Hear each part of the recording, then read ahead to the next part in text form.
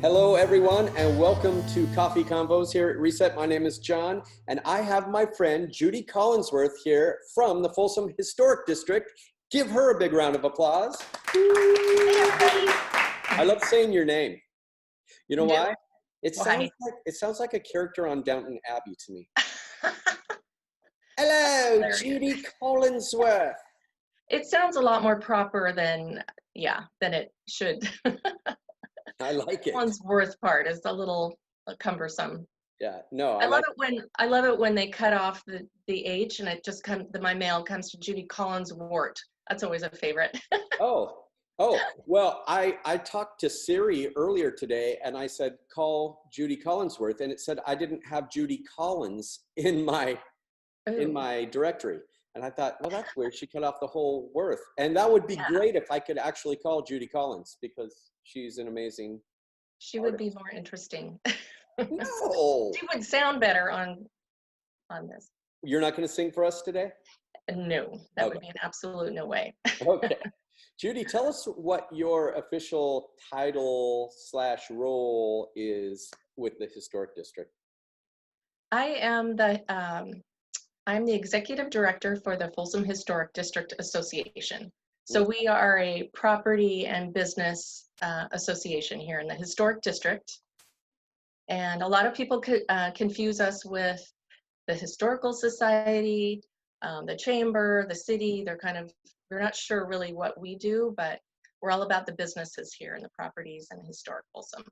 Well, why don't you talk to us a little bit about that? Because I think I have been confused about that in the past. I'm no longer, because we have a business down here, but just as a Joe living in Folsom, it does get confusing. Like, what decisions are made by whom, and how does that all work?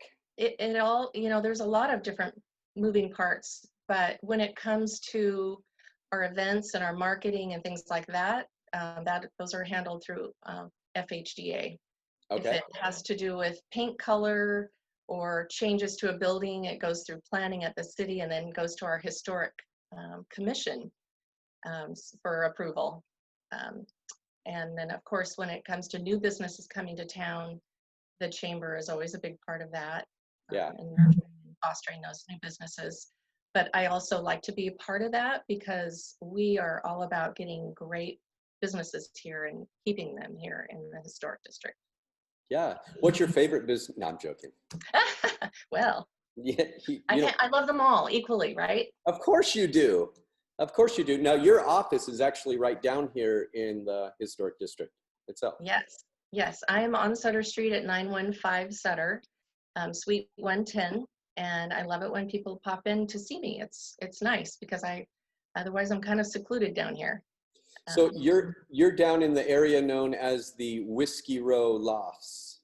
Yes, we don't drink all day. Not all day, just some of the day. Not all day.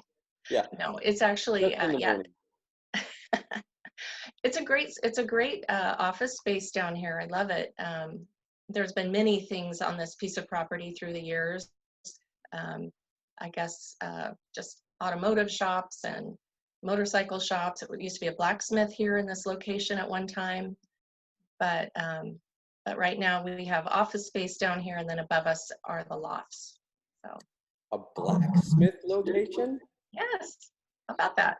That's awesome, because now there is a blacksmith location down on the corner of Wool and Leadsdorf, or whatever that is. Right, in Pioneer Village, yeah. We have blacksmith down there doing all kinds of fun things. They teach the kids, they do demonstrations.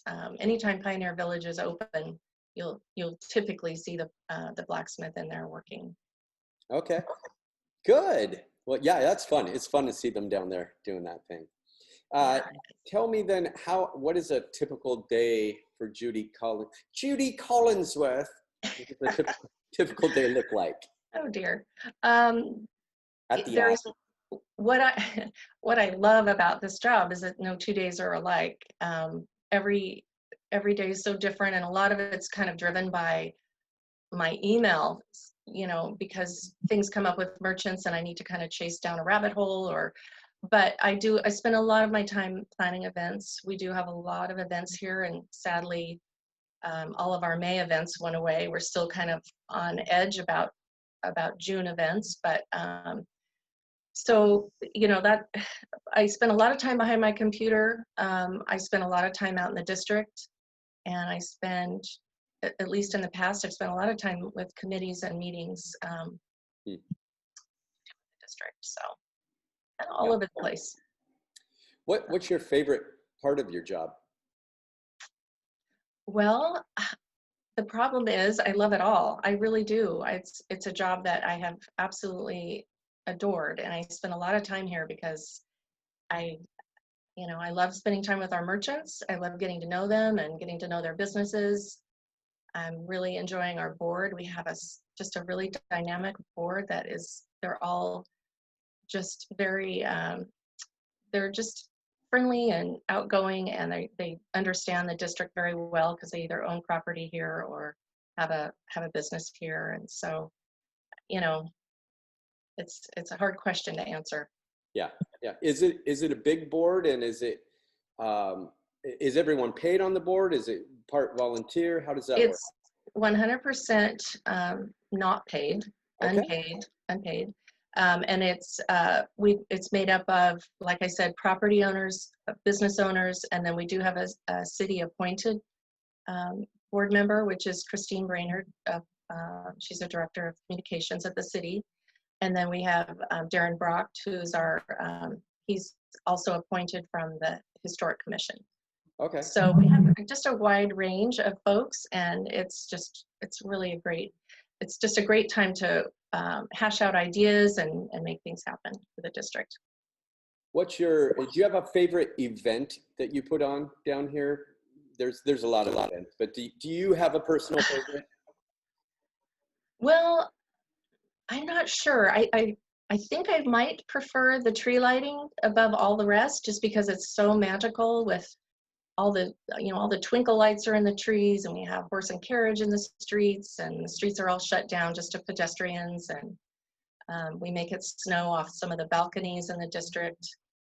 And a lot goes into that event. We bring in like a 34-foot Christmas tree and decorate it, and then we have to crane it into the center of the ice rink, which is like orchestrating a whole other event, really. So, and then it's just so fun to see the community come together for that event. All the little kids with their little blinking lights, and everybody out on the ice rink. I mean, it is truly magical. I think It's very George Bailey, Wonderful Life-ish. Yeah, it is. And then the Grinch shows up, and what do we do with him other than haul him off with the police? Now you said 34 foot. That's very specific. Well, Not 33, not 35. well, that's true. Last year was 34 feet. Every year it gets a little bit taller, and Oh, we buy more ornaments and we buy more lights, and it takes more. We have to get a big crane of the ice rink. So I do take note of the size of it, because it really matters as far as what kind of equipment we use to decorate it and stuff. yeah, understandably. Oh, and it seems like it's coming up quickly again. Christmas. Don't say that. No, it really does. This whole world that we're living in right now is really kind of screwed with the whole space-time continuum, hasn't it? Yeah, it really has. Sometimes it's hard to remember. When I was working from home, it was kind of hard to remember, is this Saturday or Thursday, or Yeah. Every day kind of runs together when you're working from home. Yeah. So. Now, Reset sponsored the tree lighting this past year, and it was a wonderful experience for us. And I know that funnels money back into the historic district. What are the other ways that the historic district is funded, or is that the sole way that it's funded? Our funding actually comes, we have a PBID here, which means that we have a property and business improvement district, which we tax our property owners. And so we get funded partially by that, and partially we get funded by the events that we do. We actually make more money on the events that we do. So when you sponsored the ice rink, I'm sorry, when you sponsored the tree lighting, that went all towards the tree lighting. That's a very expensive event to pull off. We spend about $15,000 on that event, and you know, every penny is just put to good use. We make it a beautiful event, and we totally appreciate our sponsors. We have our summer concert series, which also requires sponsorships. We took that event from being just June and July to into August. Now we're fully booked into August. So we're still looking for sponsors. We're hoping and praying that we're able to do those concerts. Yeah. That's the big question mark right now. And then we have a hometown parade that we've done the last couple of years, and we also look for sponsorships for that. And then our tree lighting and our ice rink. So sponsorships are a big part of what I do here. Working on those is always a big job. And this year, I think it's going to be more challenging than ever. So if you're out there listening and you feel compassionate about any of our events, let me know. I'd love to have you as a sponsor. I'm wondering if you can hear the leaf blower outside my door. He seems to get closer and closer with every second. I can't hear him, but if we need to postpone this conversation until he goes away, you just let me know. No, well, I might just go chat with him and tell him I'm talking to the Honorable Judy Collinsworth. And then maybe he'll stop. He'll drop everything and run the other way, I'm sure. I'm scared to death. No, that's all right. As long as it's not like overpowering, if you can hear me. No, I can't hear it at all. We're all good. But the cleaning of the district is something else that comes out of our district budget, by the way. All the trimming and the blowing and the cleaning of the sidewalks and all that stuff, that is definitely an FHDA funded service. So I can actually go tell him that he absolutely needs to stop, or he will not get paid. Well, yeah, kind of, not really. No, Don't do that. Not do that. That would be mean. I'm not a meanie. Tell me about the ambassadors. I often meet ambassadors of the historic district. Who are they? What do they do? Oh, well, I'm glad you asked about that, because we just started the ambassador program in January. We kind of based on a lot of different ideas that have come together. Our ambassadors, the idea behind it was that they would be out into the district wearing something identifiable that would, you know, bring attention to themselves, where people would come up to them and ask them questions. Where should I eat lunch? Where are your restrooms? What are the hours of your history museum? Where's Reset Café? I don't know. Probably the most popular question. It was probably the impetus for you starting the whole program, right? Exactly, totally. We'll have them hang out in front of your business so that they don't have any problem finding it. But they're just wonderful people. They love the historic district. That was one of the criteria. You know, you have to be friendly and outgoing, and you have to love historic Folsom. Pretty simple. And we only ask, you know, that they put in a few hours a month. We know people have jobs, they have other commitments, they have other things they volunteer for. But if they can give us a couple hours a month, we're still looking for ambassadors, because ideally we'd have ambassadors here during all of our hours that we're open. Wouldn't that be great? Oh yeah, that would be good. They're kind of like museum docents to me. That's what they kind of remind me of. And I hear them talking about the history and not just giving directions, but you know, they're trying to tell the story of the district. So they've all been on the walking tour that the History Museum does, and so they do have a lot of knowledge of what's gone on here in Folsom, how we started and all that. And some of them dress up in the Old West character costumes because that's just what they're into, and I absolutely love that. It just adds to that whole ambiance. Me too. And they're so ready to come back. As soon as this whole stay-at-home thing is lifted, they will all be back, and we're just so grateful to have them, because they're also the eyes and ears for the district. If anything's amiss, they do the see-click fix. They get on the phone and they call whoever they need to call, because we want to have a very safe district, and we want people to feel very comfortable coming here. Yeah, Yeah. Good. Well, you're doing a good job of that, and they're doing a really good job. Yeah, you should be proud of them. Thanks. No, Somebody, I am. one of them told me that our building at one point was a hardware store somewhere along the line, which I thought was super cool because I love old hardware stores. Has anybody tried to start, like in the last 50 years, a hardware Mhm. store in the historic district? Do you know? Um, well, we had Rumsey's Hardware here for years. I think about 1913 to mid 70s, they were actually over where the Painted Cork is, and they were, you know, well-known hardware store for many years. Sad to hear that they were here that long and then left, because it would be so cool to still have them here. And I don't know of any hardware stores that have tried to come in since then, Okay. but we'd be open to it. Be really neat to have. Yeah, something about a hardware store just feels so hometown, Yeah. you know, where they know your name and they find that special part. And I don't know, it's just, I love it. I love old hardware stores. Well, John, go for it. Open Yeah, one up. yeah, I should open They're another essential. business right now. That's what I should do. It's exactly what Combine your business with a small hardware store. Start small and makes sense. yes, Yeah. Wrenches and coffee. yes, do it. Well, there is a business I would love to see down here. Maybe I'll do this one day. Has anybody been talking about like an open air market, not the farmer's market, but like a market that's open all the time where there's a butcher section and, you know, veggies and health foods and anything like that ever been toyed with?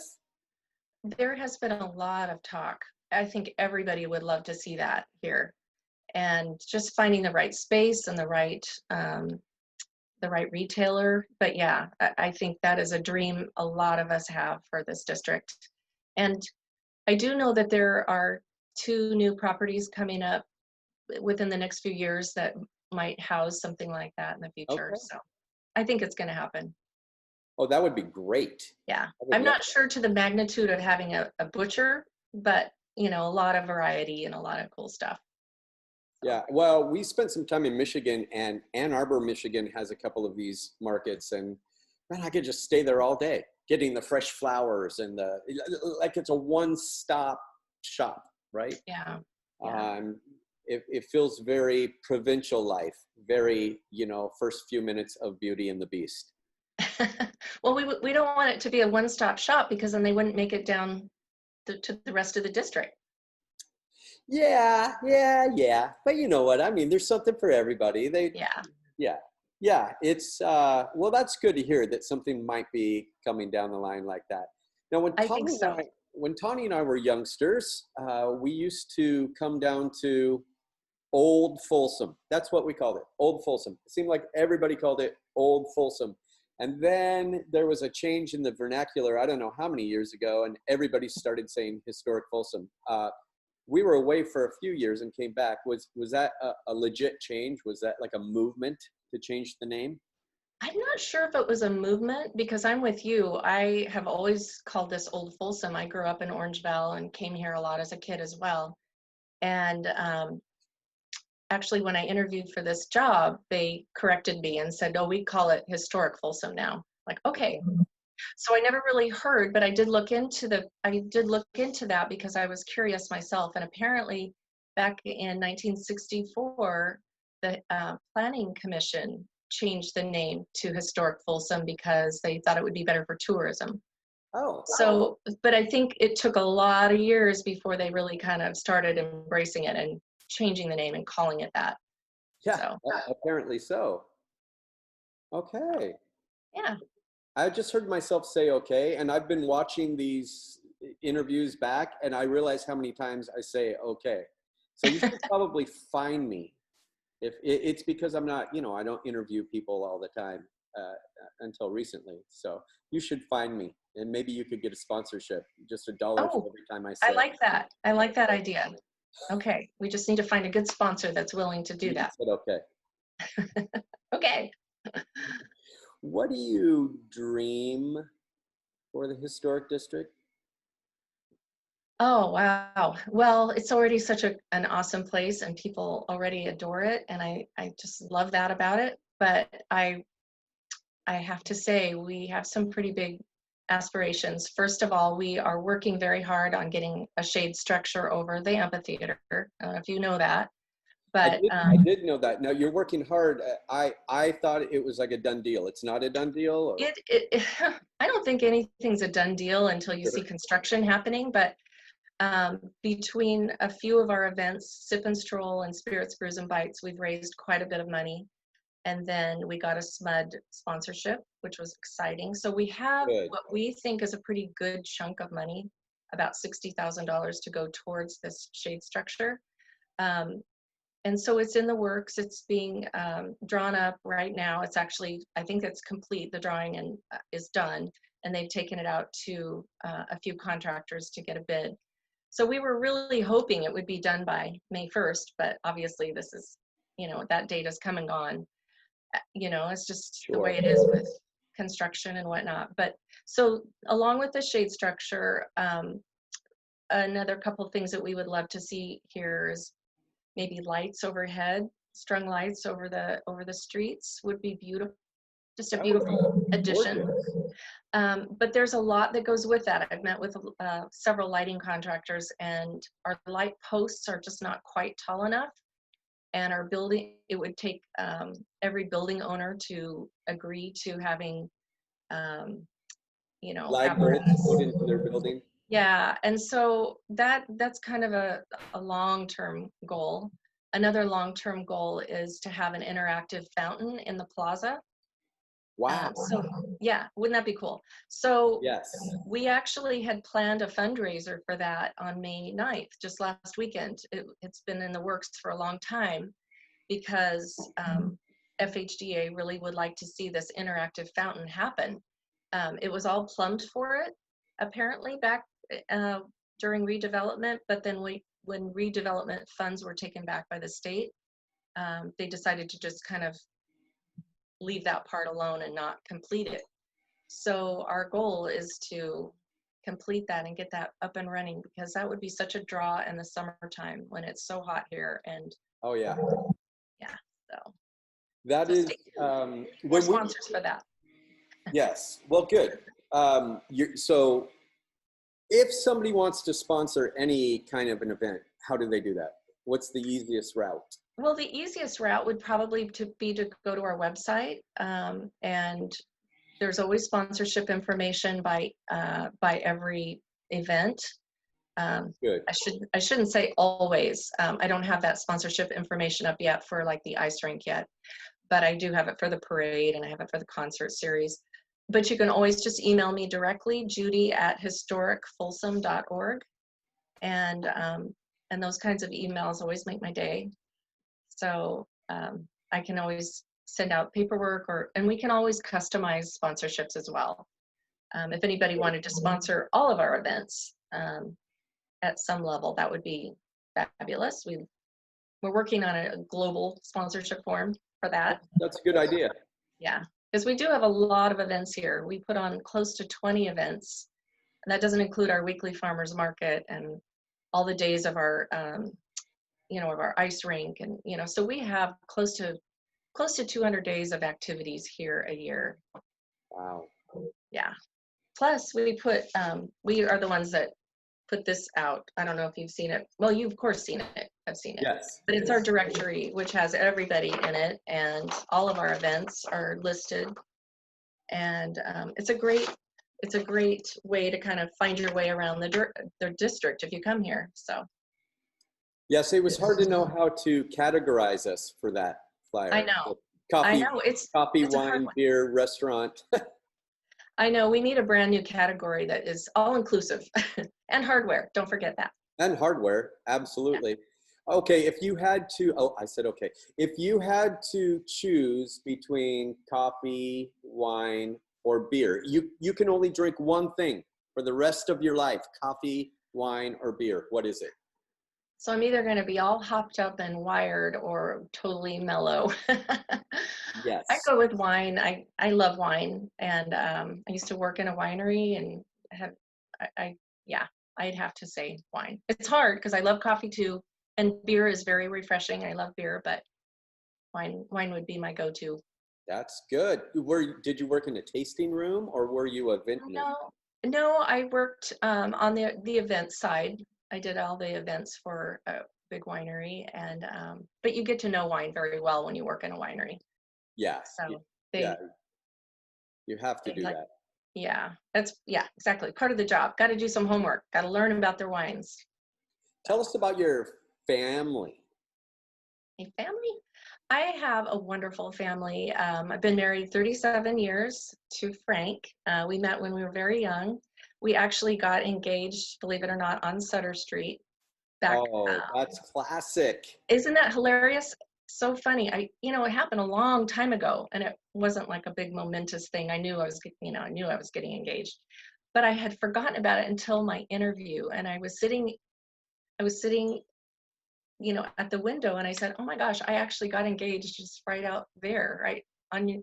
There used to be a little train set up at Christmas time on the medium strip, and that's where I was proposed to. And 37 years later, or 38 years later, we're still going strong, and we have 3 daughters. And they are all grown and out of the house and doing great. I actually have my first grandbaby is due this week, so I'm ecstatic. Hey. I know. Finally, I get to join that rank of grandparenthood. So very, Oh, it's lovely.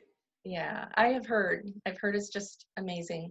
Weird time to have a baby. I mean, we don't get to be at the hospital, Yeah. but that's okay. We're excited and we're thrilled for this. So, and then my youngest daughter just got engaged, so she's getting married in October of this year. So this is a big year for our family. I guess so. I Yeah. guess so. So, what do you do to reset with all of this activity in your life? How does Judy reset? I meander out into my yard and garden, pull weeds, whatever. That tends to be, yeah, it's a chore, but I just love it. I don't know why. So I do that. That's one of the things I enjoy. And then we kayak, and it's almost as soon as I'm on the water, it's like my troubles are gone. It's a kind of magical, really. So those are probably my favorite pastimes, and they're so easy to do. You don't have to schedule anything. You don't have to, plan ahead. It's not a big expensive thing to do. So those are my go-tos. Yeah. We actually delivered some goods to you, some coffee at one point, I believe, or wine. I can't remember what it was. It And was both. you were gardening out front when we delivered it to you. Yeah, I looked glorious, didn't I? Judy Collinsworth in her, She in was her best. covered from head to toe. I'm so dirty. Stay away. No, you look fine. That was such a nice surprise. I mean, I ordered that wine and coffee the day before, and I really didn't expect you guys to come up and deliver. And that was just very fun to see you there, and all masked and gloved and everything. Just really appreciate it. It was just perfect timing, and it was just right before Easter, right? So that's how long ago Yeah, this was. it was right before Easter, and it was one of those things that we can't do it all the time. That day we did over 60 deliveries, logged a few hundred miles really on the Forerunner, and it was super Wow. fun. We'll do something like that again, but it was nice to have that personal touch for us. I know Hmm. that, like you said, you appreciate it, but for us, like I don't know, we didn't get in this business because we just liked passing things over a counter. Yeah. We want to do life with people. That's the biggest frustration about not being able to be open. Besides, the revenue. Right. Obviously, there's this restaurant business is about community. You want to be with people, right? Yeah. I know. I know. Well, your customers are just chomping at the bit. I see them on Facebook. I know they're out there waiting to support you as soon as those doors are open. So you're going to be so busy. Just rest, be ready, because it's going to be crazy when you finally get to open again. Hopefully it will happen soon. Yes, we're all hoping and praying. It's gotta change soon for sure. Yeah. Judy, is there anything that I haven't asked you that you would love to tell us all about, especially before Leaf Blower Guy gets any closer? Yeah, actually the thing that it's kind of my mantra is shop local. It's so important. You know, people go to Amazon because it's so easy and they have 1-day delivery and they just make it so easy. But not only are you helping the mom and pop shops that are so key and critical to the historic district, but you're also keeping tax dollars here for teachers and law enforcement and fire, you know, all those essential things that I can't stress it enough. And you know, we absolutely love seeing the historic district residents just walk down and do shopping and dining. But however you get here, I hope that you know, the people that are watching this will remember the historic district for their gifts. And, you know, there's birthdays and Christmas, all those things happen. That hasn't stopped. So tune in, log on, whatever you have to do, but don't forget to shop local. That's my mantra, like I said. I love it. It's good stuff. Okay, I'm going to actually ask you one last question because I know you're a Paul McCartney fan, and I am too. Oh, yeah. What's your favorite, like, Paul solo or Paul outside of the Beatles song? Well, outside of the Beatles, probably Maybe I'm Amazed. That's beautiful, beautiful song. I got to see Paul McCartney at the Golden One the day that they opened the Golden One Center. And that was such a highlight. It was so cool to see him. I never was a Beatles fan growing up because I was a little younger than that generation. My older sisters listened to them, but it wasn't really for me. It wasn't until I started booking concerts that I booked a Beatles tribute, and then I fell in love with them. I've fallen in love with their music ever since then. So kind of interesting. How about you? What's your favorite? I think the song "My Love." Oh yeah, that's a great one. It's a emotive song. It just right from the opening chords and words, it makes me tear up. It's just, you know, it's one of those. Yeah, I need to go back and listen to that again. I mean, I know the song, but yeah, the lyrics. Well, Let It Be, Hey Jude. I mean, there's so many good songs, but as far as Paul McCartney only, that's a good one. Hey, awesome. Thanks for taking time today. Oh my gosh, my pleasure. So good to chat with you, and I'm just so excited to have your business back open and running soon. And I'll see you tomorrow in our next meeting. Yes, I'll see you then.